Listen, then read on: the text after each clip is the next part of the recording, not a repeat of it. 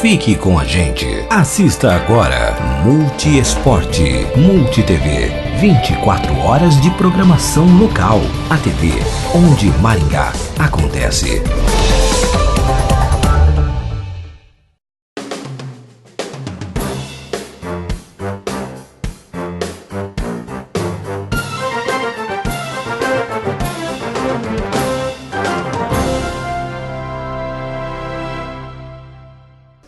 E aí galera que assiste a Multi TV, canal 10 da NET aqui em Maringá, está começando mais um RNX, seu programa número 4 aqui, apresentado pelo seu companheiro Alan Mas, que a gente debate aqui alguns assuntos relativos ao esporte em geral, que aconteceram na última semana, e em especial o futebol, que é o que a gente mais gosta de falar, que é o que todo mundo mais gosta de falar.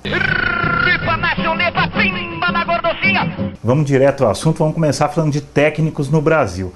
Eu queria usar uma situação que surgiu aí na última semana, para ilustrar como é que anda o prestígio dos técnicos brasileiros ao redor do mundo. Aí. O Barcelona anunciou na semana passada, que o técnico Tito Vilanova foi dispensado em função de problemas de saúde que a gente até debateu no programa anterior. Ele tem uma espécie de câncer e precisou se afastar do Barcelona para intensificar o tratamento dessa doença.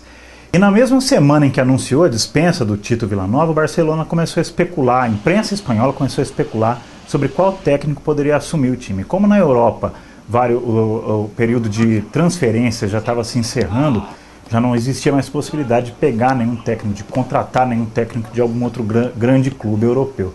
Então o que o Barcelona fez? Caçou um técnico em outro continente, mais especificamente aqui na América do Sul. Fechou com Gerardo Martino, técnico do Newell's Old Boys.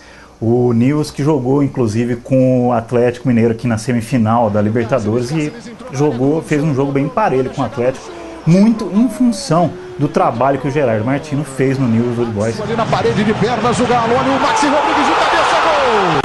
Por volta de 15 minutos, o time rubro-negro da Argentina está na frente, 1-0 Newell's Old Boys. A gente sabe que inclusive o futebol argentino vem de uma crise aí há um bom tempo, para ser mais específico, desde o Messi, o futebol argentino não lança um grande jogador aí no mercado mundial. Isso porque o Messi já foi para a Europa já faz mais de 10 anos, ele foi para o Barcelona com 13 anos. Isso já tem aí quase 12, 13 anos também que ele está lá. E a despeito dessa suposta falta de prestígio pela qual vem passando aí o futebol argentino, foi na Argentina que o Barcelona veio buscar o técnico. E o engraçado é que durante todo esse período de especulação, nenhum técnico brasileiro foi cogitado lá para o Barcelona. Eles falaram de técnicos ingleses, falaram de técnicos argentinos, outros técnicos levaram o argentino, Gerardo Martino, e nenhum técnico brasileiro foi comentado.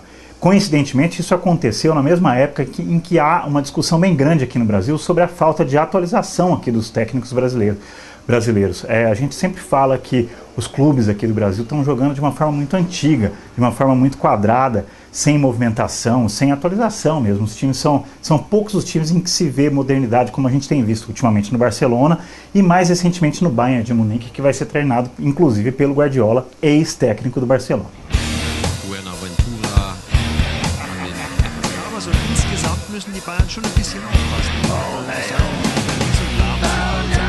E continuando a falar aí de técnicos, a gente vai falar da estreia do Paulo Autuori no São Paulo. Ele já está há 3 jogos no clube, até o dia 23 de julho, agora terça-feira que a gente está gravando aqui o RNX, e nesses 3 jogos foram 3 derrotas.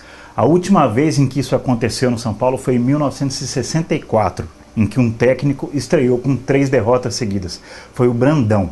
Eu nem lembro, nem sei quem é esse técnico, claro que eu não lembro, nem era nascido, para vocês verem quanto tempo faz que isso não acontecia no São Paulo, 1964. Enfim, com 3 derrotas seguidas, são 7 derrotas na verdade, que o São Paulo já acumula, do Ney Franco e com o Paulo Autuori, 10 jogos sem vitórias, a maior série sem vitórias da história do São Paulo. Vamos ver por quanto tempo isso vai durar. Vários jogadores já deram entrevistas aí falando que o problema no clube é muito mais psicológico do que técnico. O Denilson, o volante Denilson falou isso já recentemente. O Jadson recentemente deu entrevista falando, inclusive, que está envergonhado com a situação do clube e sabe que o problema não é técnico. E se a gente analisar bem, se a gente analisar friamente, a gente vai ver que o São Paulo não tem um elenco ruim. O elenco talvez não seja o melhor dos últimos anos aí, mas também está longe de ser ruim, de ser péssimo. Não vai disputar rebaixamento com os piores clubes. Mas enfim, a situação só indica que é daí para baixo.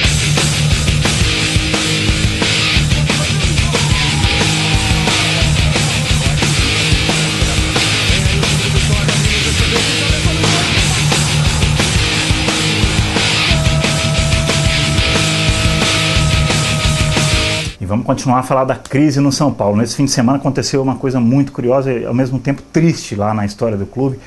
Logo depois, no dia seguinte, a derrota do São Paulo para o Cruzeiro por 3-0, nessa derrota, por sinal, com os 3 gols marcados pelo Luan, ex-atacante do Palmeiras, que foi rebaixado junto com o Palmeiras. Ele foi o autor dos 3 gols do Cruzeiro contra o São Paulo no sábado. No domingo, a diretoria do São Paulo resolveu fazer um churrasco, talvez para comemorar a derrota, né? Vai saber. Mas enfim, o churrasco teve a participação de vários sócios lá do clube do São Paulo e alguns desses sócios protestaram contra o Juvenal Juvencio, o atual presidente. Ele não gostou nem um pouco, ele foi flagrado inclusive por algumas imagens aí de alguns torcedores que estavam nos celulares lá, gravando o escândalo que ele deu, mandando os seguranças afastarem esses torcedores, inclusive alguns foram agredidos lá. Você que olhou pra mim aí é café. Não falou nada.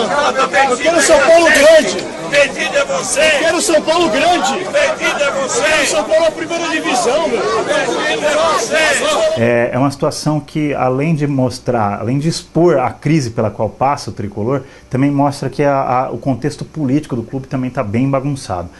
Todo mundo está pedindo afastamento aí do Juvenal Juvencio, do diretor do futebol, Adalberto Batista. Inclusive, depois da demissão do Leonardo lá no Paris Saint-Germain, muita gente tem especulado se não é o momento da gente trazer um diretor de futebol mais experiente, com mais cancha e com uma ligação estreita com o São Paulo também, como é o caso do Leonardo.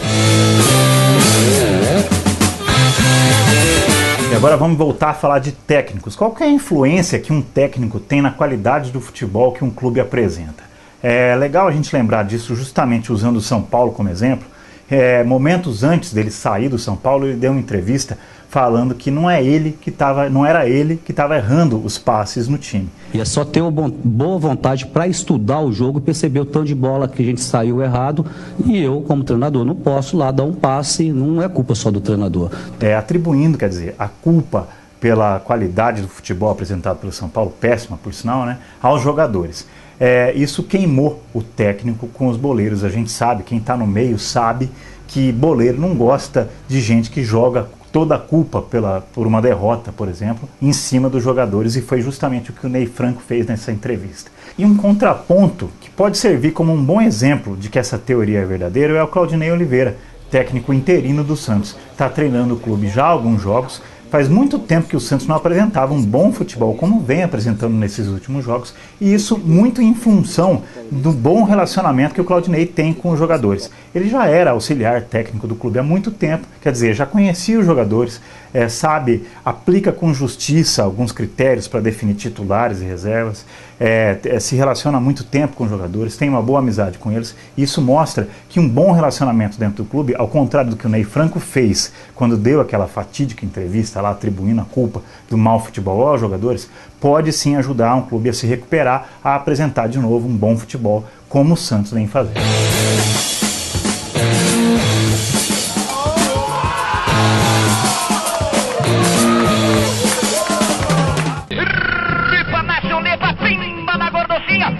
Beleza, pessoal, a gente está encerrando mais uma edição do seu RNX, o Ripa na Chulipa, pela Multi TV Maringá, canal 10 da NET. A gente se vê na próxima semana. Até lá.